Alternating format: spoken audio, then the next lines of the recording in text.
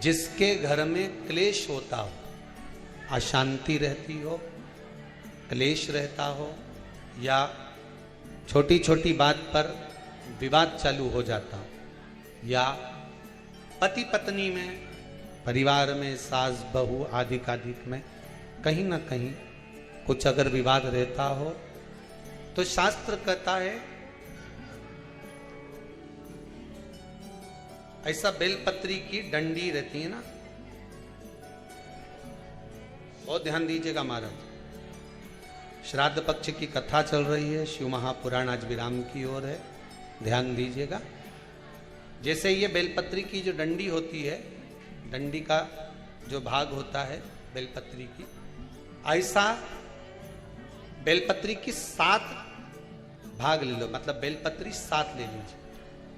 7 बेलपत्र लेकर कच्चा जो सूत होता है ना, कच्चा सूत जो जानते हो पेड़ पौधे में माताएं लपेटती हैं, धागा जो होता है ना सफेद कलर का कच्चा धागा, जो बड़ में, पीपल में और आंवला आदि में लपेटा जाता है,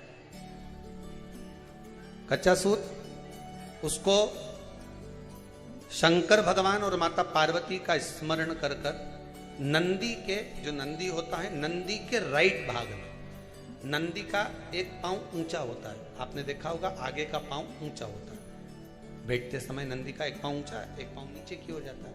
तो नंदी का जहां पांव ऊंचा है उस ऊंचे पांव के पास में बैठना है। कच्चे सूत पर उस बेलपत्री के जो 7 गुच्छ हैं, 7 जो बेलपत्री के भाग हैं, 7 बेलपत्री हैं, उसको अपना नाम गोत्र स्मरण कर कर उस कच्चे सूत को लपेटना है महाराज। लाल कलर का चंदन उस बेलपत्री के पत्ते में जो अग्रभाग होता है, सबसे आगे का भाग, 7 में लाल चंदन लगाना है महाराज। उस चंदन को लगाकर आप प्रदोष के दिन, प्रदोष काल में शंकर भगवान को समर्पित अगर करते हैं तो जिस घर का गोत्र बोला है उस घर में कभी क्लेश नहीं हो सकता, उस शांति का अनुभव, उसमें क्लेश नहीं हो सकता। एक धागा होता है पक्का धागा, एक धागा होता है कच्चा धागा, बहुत ध्यान दीजिएगा महाराज। पक्के धागे से नहीं लपेटना सफेद, कच्चा जो धागा पीपल में, बड़ में या आंवला आदि में जो हम लोग लपेटते हैं पूजन करते समय, वो कच्चा था। और एक बात और आपको कहने, ध्यान दीजिएगा, अगर मान लो किसी पति पत्नी का तलाक तक की नौबत हो गई और तलाक नहीं कराना है, आपस में वापिस प्रेम बढ़ जाए, छोरी वापिस घर में रहे, बेटा उसको रखे, बहू रहे, आपस में प्रेम बढ़े, वो भले मायके चली गई हो, वो भले लड़का छोड़कर चले गया हो, अकेली रह रही हो और चाहती है कि मैं पति के साथ रहना है, तलाक नहीं होना चाहिए, हम दोनों में प्रेम रहे, वो संभाले मेरे को भी और मैं भी आदर करूं, वो भी आदर करे। तो मेरा निवेदन है, कच्चा जो सूत होता है, कच्चा जो धागा होता है, नंदी के ठीक पीछे बैठकर कोई साथ में आपका परिवार का कोई व्यक्ति चले जाए और हस्तकमल को, जिसको अपने परिवार में वापिस रहना है, उस स्त्री हो या पुरुष हो, दोनों में से कोई भी नंदी के पीछे बैठकर, सोमवार की जिस दिन अष्टमी पड़े उस दिन नंदी के पीछे बैठकर हाथ को ऐसा बंद करना है, हाथ में एक बेलपत्री रखना है, सीधी सीधी बंद कर कर 7 बार उस हाथ पर कच्चा सूत लपेट देना है, उस सूत को वापस निकाल लेना है, बेलपत्री के साथ, बेलपत्री के साथ में, और बेलपत्री को तो अपने पास में रखना।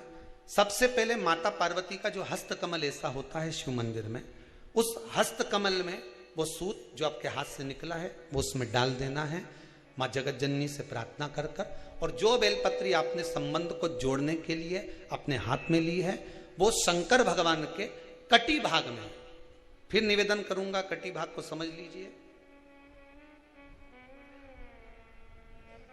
ये शिवलिंग रखा है, जहां पर शंकर भगवान का शिवलिंग, माता पार्वती जी के हस्त कमल पर जो शिवलिंग रखा है, ये भाग कटी भाग कहलाता है। इस जगह पर जहां शंकर और पार्वती का मिलन हुआ है उस जगह पर उस बेलपत्री को रख देना है। महाराज ज्यादा से ज्यादा 3-4 महीने लगते हैं, दोनों में वापिस प्रेम बढ़ जाता है, दोनों एक हो जाते हैं। तलाक तक बात चल भी रही हो तो वो तलाक समाप्त हो जाता है। प्रेम, करुणा, आसक्ति, स्नेह बढ़ जाता है। संबंध टूटने की कतार पर। एक बार माता पार्वती को समर्पित तो करो अपना संबंध कि मां अब तुझे नहीं भाना। माना मैंने अपशब्द कह दिया होगा, माना मेरी गलती होगी, थोड़ी गलती उनकी भी होगी, पर दोनों की गलती है मां, अब इस संबंध को तुझे निभाना। जब कच्चा सूत माता के हाथ में रखो तब माता को विनती करना, इस संबंध की डोरी अब तेरे को दे दी। दीन बंधु दीनानाथ मेरी डोरी तेरे,